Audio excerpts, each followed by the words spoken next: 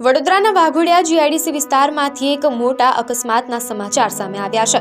અહીં dynamic ink and coating નામની કલરની શાહી બનાવતી કંપનીમાં ભીષણ આગ ફાટી નીકળી છે। આગને કારણે સોલવન્ટ થિનરના બેરલોમાં ધડાકા થતા આગ બેકાબૂ બની છે, જેને કાબૂમાં લેવા ફાયર બ્રિગેડની 6 થી વધુ ટીમો 4 કલાકથી સતત પ્રયાસ કરી રહી છે। સિદ્ધિ ઇન્ડસ્ટ્રીયલ પાર્કમાં આવેલી ડાયનામિક ઇન્ક કંપનીમાં આજે બપોર બાદ ભીષણ આગની ઘટના બની છે। આ આગ કલર બનાવતા મટીરીયલ અને સોલવન્ટ થિનરના બેરલોમાં લાગી હતી। આગ એટલી વિકરાળ હતી કે તેના ધુમાડાના ગોટે ગોટા દૂર દૂર સુધી જોવા મળ્યા હતા।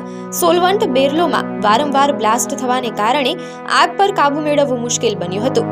ઘટનાની જાણ થતાં જ ફાયર વિભાગની 6 ઉપરાંત ટીમો સ્થળ પર પહોંચી હતી અને સતત 4 કલાકથી વધુ સમયથી આગ બુઝાવવા પ્રયાસ કરી રહી છે।